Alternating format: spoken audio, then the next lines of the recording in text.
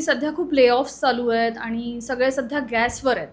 तर त्याबद्दल काय सांगा? नक्कीच, नक्कीच. आता ले ऑफ म्हणजे काय आहे? एक रिस्ट्रक्चरिंग आहे.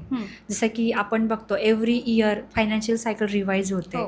मग त्याच्यामुळं काय होतं, की नवीन एम्प्लॉयीसाठी आयदर जागा तयार होते किंवा जुने एम्प्लॉयीमध्ये रिस्ट्रक्चरिंगसाठी काही लोकं रिमूव्ह केले जातात. बरोबर.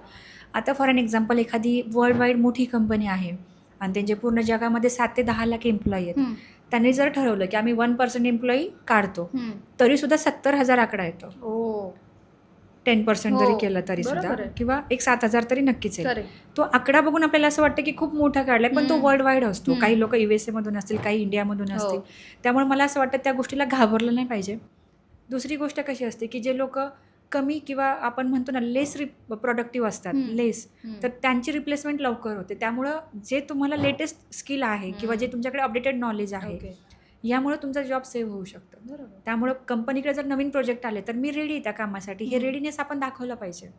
पण त्यासाठी असं. तुम्हाला तुमच्या जे लेटेस्ट सॉफ्टवेअर्स आहेत किंवा लेटेस्ट जे ट्रेंड्स आहेत ते तुम्ही अपडेटेड पाहिजे त्या एक्झॅक्टली. गोष्टींमध्ये तुम्हाला ते सुद्धा. सगळं माहिती पाहिजे. हां. जर तुम्ही म्हटलात की माझ्याकडे जुनंच नॉलेज आहे, बरोबर. त्याच्यावरतीच मला काम द्या, तर तर तसं नाही नाहीये. चालणार. कारण क्लायंट हुशार आहे, अगदी. फॉरेन क्लायंट आहे. अगदी. तो एक्सपेक्ट करतो की मला लेटेस्ट टेक्नॉलॉजीवरती हे काम करून हवंय, कारण त्याच्यामध्ये माझा टाइम सेव्ह होणार हो, आहे. हो. तर तुम्हाला ते अपग्रेड करता यायला पाहिजे. आयटीचा एकदम सिंपल नियम आहे मॅडम, की जर तुम्हाला वाटत असेल की माझा ले ऑफ होऊ नये किंवा झाला तरी दुसरा जॉब तुरंत मिळावा, तरी टेक्नॉलॉजी अपडेटेड पाहिजे.